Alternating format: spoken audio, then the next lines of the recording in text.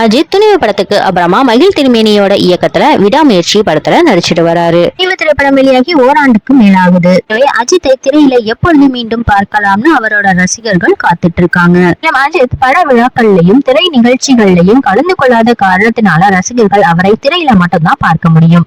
அஜித் வருடத்துக்கு 2 படங்களையாவது ரிலீஸ் செய்ய வேண்டும்னு ரசிகர்கள் கோரிக்கை வைக்கிறாங்க. அவ்வப்போது அஜித்தோட புகைப்படங்கள் தான் வெளியாகிட்டு வருது. ஆனா படத்தோட போஸ்டரோ பாடலோ இதுவரைக்கும் வெளியாகல. இதெல்லாம் ஒரு பக்கம் இருக்க, அஜித் தற்பொழுது படக்குழுவிற்கு ஒரு ஐடியா கொடுத்திருக்காராம். அதாவது விடாமுயற்சி படத்தை பற்றிய அப்டேட்டை முன்கூட்டியே அறிவிக்காம திடீரென அறிவிக்குமாறு சொல்லி இருக்காராம் அஜித். உதாரணத்துக்கு ஒரு போஸ்டரை விடாமுயற்சி படக்குழு வெளியிட இருக்குன்னு சொன்னா இது எப்பொழுது வெளியாக போகிறது என்று குறிப்பிடாம எதிர்பாராத நேரத்துல அந்த போஸ்டரை வெளியிடுமாறு சொல்லி இருக்காராம். எதிர்பாராத நேரத்துல அப்டேட் வெளியானாதான் ஒரு ஹைப் இருக்கும்னு அஜித் நினைக்கிறாராம். அதனாலதான் அஜித் இந்த ஐடியாவை படக்குழுவிற்கு சொன்னதாக சொல்லப்படுது. நான் இது எந்த அளவுக்கு உண்மைன்னு தெரியல.